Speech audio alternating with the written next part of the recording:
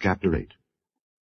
And the men of Ephraim said unto him, Why hast thou served us thus, that thou calledst us not when thou wentest to fight with the Midianites? And they did chide with him sharply. And he said unto them, What have I done now in comparison of you? Is not the gleaning of the grapes of Ephraim better than the vintage of Abiezer? God hath delivered into your hands the princes of Midian, Oreb and Zeb. And what was I able to do in comparison of you? Then their anger was abated toward him when he had said that. And Gideon came to Jordan and passed over, he and the 300 men that were with him, faint, yet pursuing them. And he said unto the men of Succoth, Give, I pray you, loaves of bread unto the people that follow me, for they be faint, and I am pursuing after Zebah and Zalmunna, kings of Midian. And the princes of Succoth said, Are the hands of Zebah and Zalmunna now in thine hand, that we should give bread unto thine army? And Gideon said, Therefore, when the Lord hath delivered Zebah and Zalmunna into mine hand, then I will tear your flesh with the thorns of the wilderness and with briars. And he went up thence to Penuel, and spake unto them likewise. And the men of Penuel answered him as the men of Succoth had answered him. And he spake also unto the men of Penuel, saying, When I come again in peace, I will break down this tower. Now Zebah and Zalmunna were in Karkor, and their hosts with them, about 15,000 men, all that were left of all the hosts of the children of the east, for there fell 120,000 men that drew sword.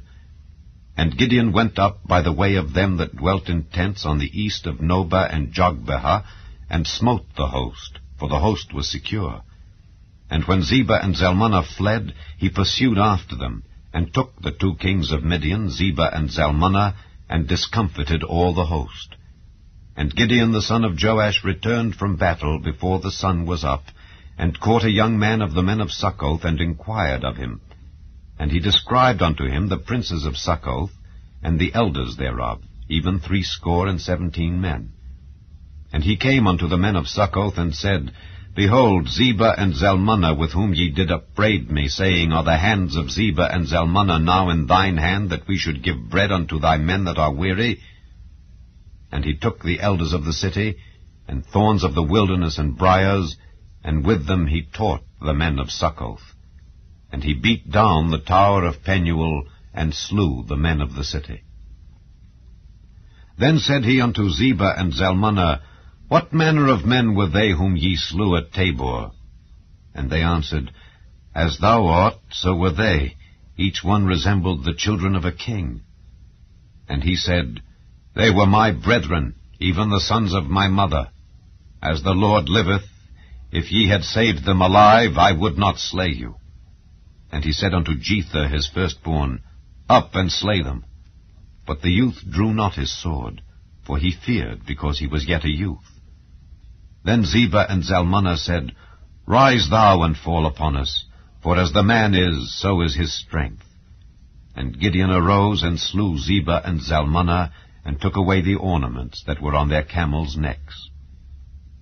Then the men of Israel said unto Gideon, Rule thou over us, both thou and thy son's son also, for thou hast delivered us from the hand of Midian. And Gideon said unto them, I will not rule over you, neither shall my son rule over you. The Lord shall rule over you. And Gideon said unto them, I would desire a request of you, that ye would give me every man the earrings of his prey. For they had golden earrings, because they were Ishmaelites. And they answered, We will willingly give them. And they spread a garment, and did cast therein every man the earrings of his prey. And the weight of the golden earrings that he requested was 1,700 shekels of gold, beside ornaments and collars and purple raiment that was on the kings of Midian, and beside the chains that were about their camels' necks. And Gideon made an ephod thereof, and put it in his city, even in Ophrah. And all Israel went thither a-whoring after it, which thing became a snare unto Gideon and to his house. Thus was Midian subdued before the children of Israel, so that they lifted up their heads no more. And the country was in quietness 40 years in the days of Gideon. And Jerubbaal the son of Joash went and dwelt in his own house. And Gideon had 70 sons of his body begotten, for he had many wives. And his concubine that was in Shechem, she also bare him a son, whose name he called Abimelech. And Gideon the son of Joash died in a good old age, and was buried in the sepulchre of Joash his father, in Ophrah of the Abiezrites. And it came to pass, as soon as Gideon was dead, that the children of Israel turned again and went a-whoring after Baalim, and made Baal-berith their god. And the children of Israel remembered not the Lord their God, who had delivered them out of the hands of all their enemies on every side. Neither showed they kindness to the house of Jerubbaal, namely Gideon, according to all the goodness which he had showed unto Israel.